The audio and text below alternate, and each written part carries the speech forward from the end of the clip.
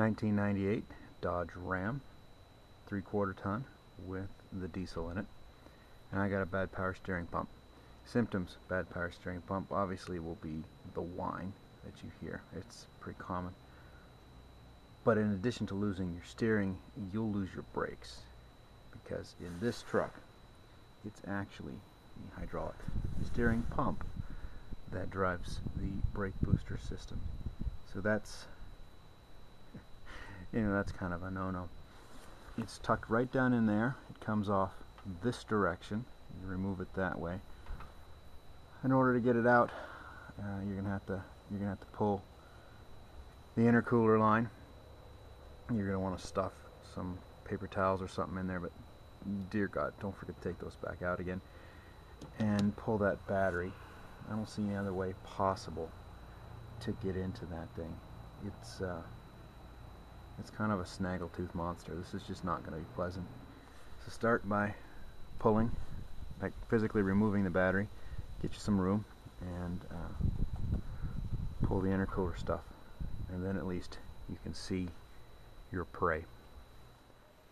Well, with all that stuff out of the way, at least you can see the top of it.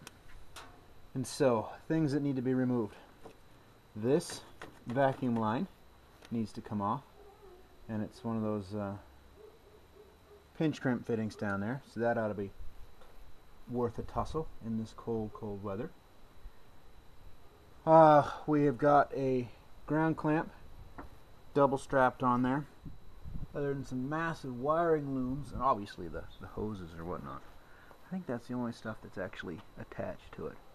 Now you have to go underneath the thing, pull the return line, which is the low pressure line, and go ahead and drain your whole system out. All the hydraulic fluid into a can of some sort.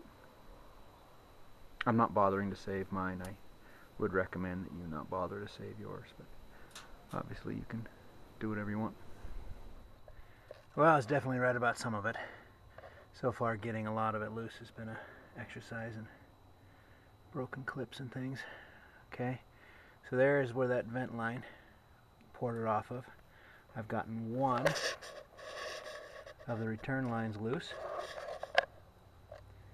and I still have this one right here. Fortunately for that one, the crappy little squeeze clamps on the back side, so that's gonna suck. The only way I've been able to get them loose is to use the torch and gently warm them, and then use a pair of pliers to knead the rubber to break it loose. Otherwise, I was just gonna break them off. There's no convenient way to drain it. It just runs down on all the stuff you'll have to work around later. So I slid open a dog food bag and then laid out a whole bunch of pans. And given the fact that, I've got like a 2 square foot area covered down there, obviously the drips went right between 2 of the pans until I managed to scoot down and fix it. So, and then when you crack that cap, a bunch more will come dribbling out. So now I got to get that one right there crack loose, and then I'll have those out of the way. Those are both of the return lines coming out. Now back up in here, you can kind of see it. It's sort of glare, non-glare, glare, non-glare. That's an oil line that comes out of the block and to the vacuum or brake booster or whatever the heck this front thing is right here. We're underneath the injector pump. So I'm just saying that looks dang fragile.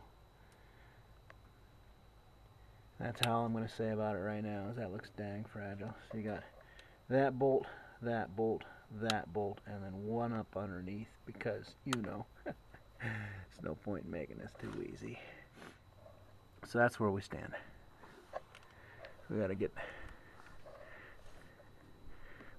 that hose that goes up here to the brakes, and then I've got a high pressure hose. It's got to be cracked loose somehow with all the other junk in the way, and then that'll lay down on the side, and that high pressure hose also goes up to the brakes. So what they do is they port it all up to a manifold up here, and then it goes back down to your steering gearbox. My fluid looks good, so I won't worry about flushing all that out, I don't think. Though I should. And you should too. Alright, let's see if we can get that clamp loose. So I was able to get 3 of the bolts loose from this side. And what I did is I took a 15mm wrench and I did a little cut in it, made an offset wrench rather than trying to fight in there with special tools that I don't have. Both this top bolt here and that top bolt back there came out with the studs. Now I believe you're supposed to remove the high pressure line down there, but the fact is it's not held up with any clamps or anything, and it comes up to right here. I've removed the 3 bolts. There's 2 on the top, 4 bolts, sorry, 2 on the top and 2 on the bottom, and I use my same welded wrench thing that I showed you earlier. The pump is starting to separate backwards. The little snout fits into the vacuum pump there, and there's like a butterfly key that engages the pump itself and drives the pump through the vacuum pump. So it's got a little sealed connection right there, and I don't want to pull that loose yet. And remember, I didn't disconnect the high pressure line. So the high pressure line comes out of the power steering pump and it comes up, I believe it's to that one right there. And there's just a lot of stuff in the way, and I don't know. I haven't yet decided if it's easier to move it from the back or to pull it right here. I'm kind of iffy one way or the other, and I'll look at it one more time. But regardless, as far as I can tell, she's about ready to come loose, one way or t'other. The only thing left to do is decide on this line and pull it.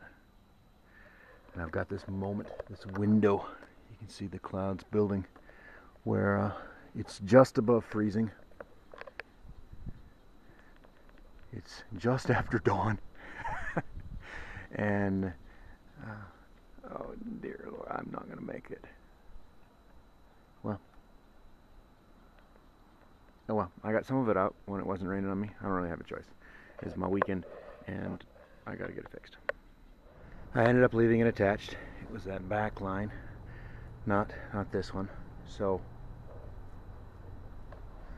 I could just sort of fish it out. What I'm thinking about doing is halfway reinstalling the new one, getting it down in the hole and then hooking up the line and then putting it the rest of the way in. It was just a matter of it's such an evil greasy mess down there.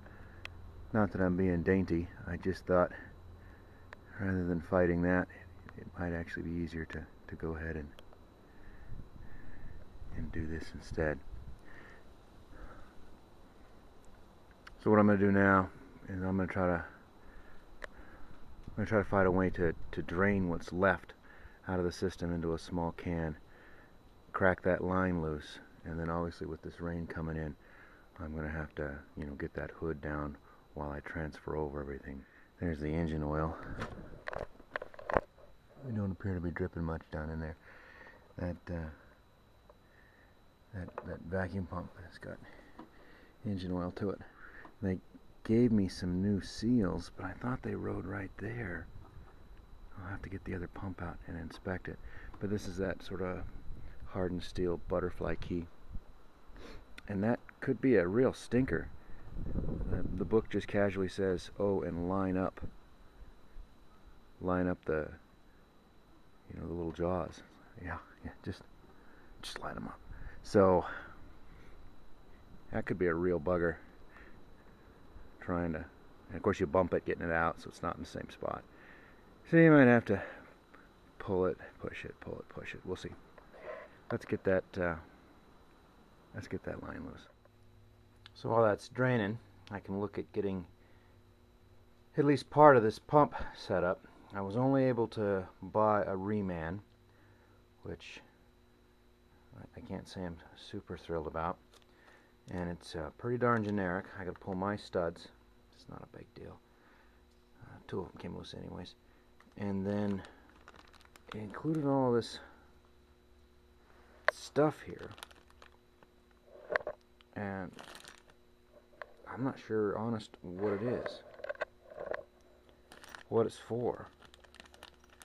I think one of those two little oil rings is to replace the oil ring in the high pressure line. And I'm not sure what the other one is. Its directions are all just, that just says you have to reuse your hardware. That just says you have to reuse your hardware. That's showing, I guess, the line inlet for the O-ring replacement. And then the installation guide is, well, I'll get my stuff swapped over.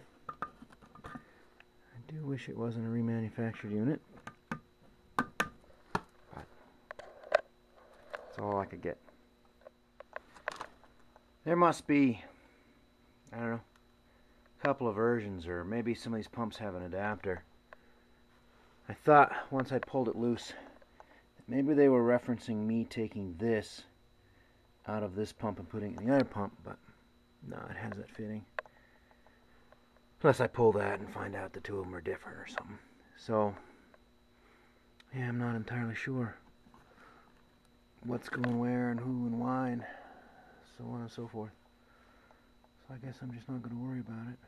A few differences. This one's got a stud right here. That one's got a bolt. There we got the hardware swapped over. And I took that smallest O-ring and went ahead and put that on the high pressure output line that's still on the truck. And this was easy enough to do. I just used a pair of needle nose vice grips, grabbed those little shoulders, they unscrewed. Super easy. I think I also figured out what that bolt thing is for. I think this is kind of universal, and I bet in some versions, say on a gas motor, you use that to pull this little dovetail key thing off, and then you put your pulley on, and I'll bet you that's what that's for right there. Obviously I need it on there, so most of these things are a little different from each other. Let's hope that works okay. Should though. I'm gonna go put it back in the truck. Sure went in easy enough, as expected. That butterfly key is not lined up, and there's no real way, especially on these diesels, because that's all, you know, it's all gear driven off the injector pump. So the only thing I can think of is to back it up a little, turn it, back it, turn it, back it, turn it. That's all I can think of. I think if you had an inspection mirror, and ironically I don't, you could maybe get in there behind and get closer. Well, I'm sure it's just one of those things where no matter what direction I go, it'll be the wrong way. Might as well get on it. I can't think of an easier way to just get it done. I ended up fighting it for quite a while, and I could stick my finger in there, and that dot is my very best guess as to where that thing was lined up. And it just, you know, the fit is so tight, it just wouldn't go in. What I ended up doing was taking all the studs back out. That allowed me to move this, you know, a few degrees. And then I got it lined up as best I could, and I would hold, you gotta be careful you don't wreck the seal in there, and I would hold pressure in, and I would, you know, carefully shake it back and forth and back up and carefully shake it. And that worked. Trying to get it to line up with the studs in it did not work for me. I'm a little nervous about how I'm going to get all the studs back in their holes. This is what I did in order to get it together. I pulled out all those studs, and I lined it up, and I got it until it went all the way flush. I then pulled it out, oh, very, very so slowly, carefully, trying not to disturb the joint at all. I put the back stud and the bottom stud back in because they're real bare to reach from the outside, and I very carefully flew it back.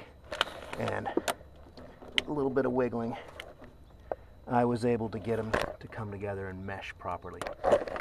That is how I did that. Now I'll put this top stud and this front side bottom stud in and very carefully draw it up, always looking to make sure that it is in fact properly meshed together, because you can probably imagine the horror of what would go on inside that coupling if it wasn't properly meshed. So you want to make sure you feel it slide into place. Here's another tip. Once you've started to thread your studs in, once you get that very first one in, go ahead and screw a nut down. Not tight, you want to be able to move it, but down so that the entire machine can't fall back out of its groove. Go ahead and ask me how I know. Yeah. I'm getting good at this.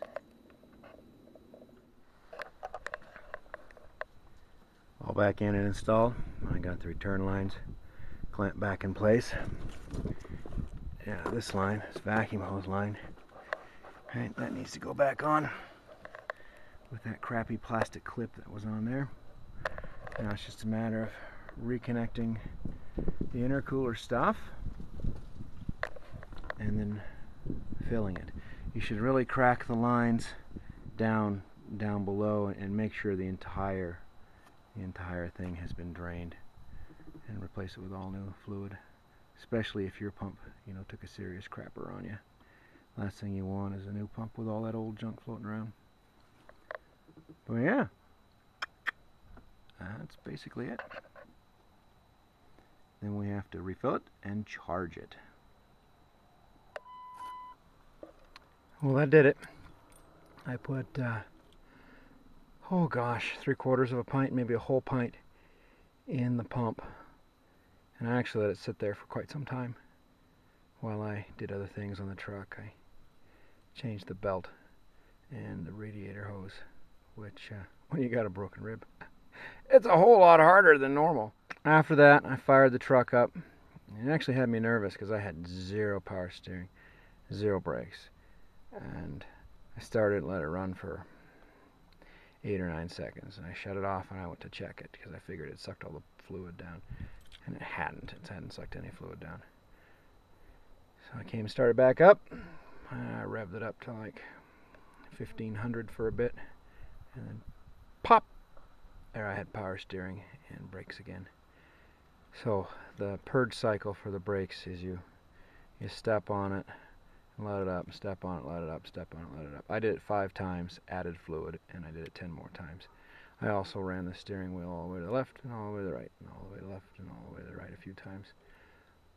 The foam started to come back up in the pump, which makes sense because that was what's going wrong with my pump in the first place. So the fluid I wasn't able to get out of the lines was already pre-foamed. I imagine it'll just take some time to work that out. I've been told that if you try to force them when they're running foam, foam begets foam kind of thing. But that's okay. The truck can sit here for a few more days, and I'm hoping that I can, after that, with normal use, purge the line. Whatever. She's back up and running. I paid $160 for the pump, and there was a $50 core charge, so I paid $110 at Napa. That's what I did.